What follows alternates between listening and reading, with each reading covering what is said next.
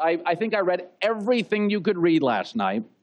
Got into my hotel room, and like a lot of you, struggled to get my feet beneath me. And I watched all the videos. There's a video out there of Michael Jordan and Kobe, how their games often mirrored each other. That is unbelievable. It is mesmerizing. But I want you to think of this. When Kobe Bryant retired, it just blows me away. When Kobe Bryant retired, he had been an NBA player longer, 20 years, than he had not been an NBA player in his life, 17 years. So Kobe, of course, grew up right in front of our eyes. And when people grow up in front of our eyes, we see all of it, right? It's an imperfect life. To give you some framing on how much of Kobe's life he lived in front of our eyes, nobody asks most 18-year-olds and 19-year-olds to grow up with a camera. There were two different versions of Kobe and Phil. Two different versions. There was the Shaq dynasty, then Kobe shot too much, and then there was the Pau Gasol dynasty. There was the 81 points, OMG, and then the 60 points in the final game, WTH. There was the number 8 Kobe. There was the number 24 Kobe. There was the Staples Kobe. There was the Forum Kobe. There was the sort of skinny Kobe. There was the more buff Kobe. The afro, the bald, the mamba. Byron Scott was his teammate, and then Byron Scott was his coach. And then Jerry Buss was his boss, and then Jim Buss was his boss, and then in the end, Jeannie Buss with his boss. Those are the versions of Kobe. And we watched all of it from 19 years on. Nobody else has to have a camera in front of them. Imperfect, flawed, and vulnerable. And I'll get to vulnerable in a second. But I think one of the things I always appreciated about Kobe, and he learned this after a while. When Kobe broke into the league, he was aloof. He couldn't go to the bars or the nightclubs. And there were stories that he didn't connect with teammates. People may forget the Shaq and Kobe version. People really wanted Shaq to stay if you had to choose. But Kobe learned from that. He always evolved. He made mistakes. But Kobe then started giving more of himself the last 10 to 15 years. He gave a lot of himself. He went from teenager to teammate to hard to coach, to a pleasure to coach, to a doting father. And the more Kobe gave of himself, the deeper I felt the connection was. It is hard to leave it out there when you're a public figure. And Kobe did a lot. And you saw all of it, and there were times you loved him, and there were times you didn't, and there were times you screamed for him. But in a world we live in today, which is, I'll say it's divided. That's as diplomatic as I can currently say America is divided.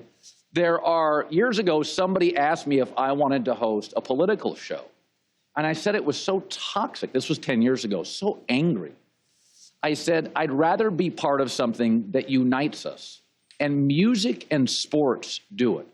And it's hard to explain the loss of Whitney Houston or Michael Jackson or Kobe Bryant.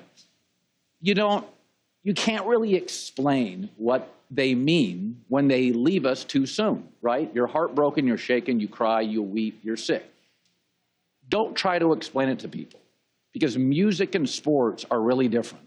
I have gone to concerts more than a dozen times in my life and sat or stood next to a total stranger, and I'm dancing and I'm singing, and you don't want to hear it. And I've gone to sporting events and sat similarly next to a total stranger, and I'm high-fiving and I'm yelling and I'm emoting and I'm a complete and utter wreck. And only sports and music does that. They're the great unifier.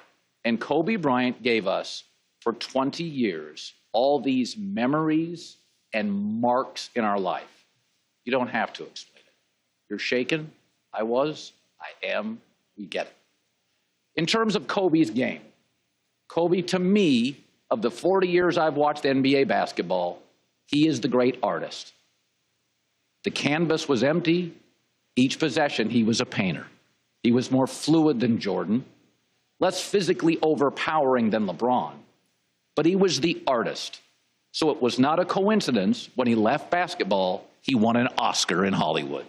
That's who Kobe at the end was. But there was something incredibly relatable to Kobe Bryant. And it's not this way with all stars. I may love my favorite band, rock star, hip-hop star musician, but I don't always feel like I relate. And sometimes the NBA feels like a genetic league. I mean, I've seen guys in college that look like Julian Edelman or Mike Trout, but NBA guys are 6'6" and 6'7" and 6'8", and they can jump and they can dunk. You may never, ever, ever be in a court or a field or a diamond with anybody that plays and has the athletic ability of an NBA player. DNA-wise, they're different than us, right? But Kobe, in the end, was very relatable. There's 50 guys in the NBA now that are just as athletic as Kobe.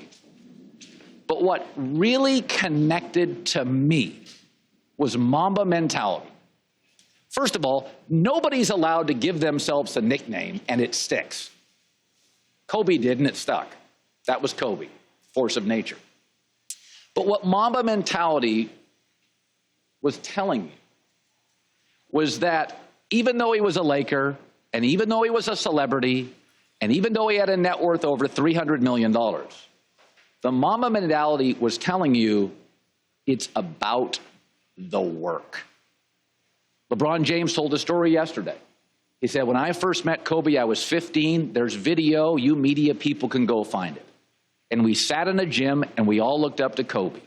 And Kobe had just gotten into the NBA, and he had a game that night in Philadelphia. But earlier in the day, there was some tournament, and Kobe came and talked to LeBron. He didn't know who LeBron was. Nobody at 14, 15 did. And Kobe said, if you want to be here, it's about the work. And when guys give themselves nicknames, it's often about themselves. But really, it was about what Kobe gave us, these markers and these moments and the work. It hurts. It should. No reason to explain it. And with that, I'll take a break. In Miami, it's the Herd. Hi, everybody. Thanks for watching. Subscribe here to get the latest from the show. Also, be sure to check out more of the best clips from The Herd or go watch a few segments from other shows on FS1.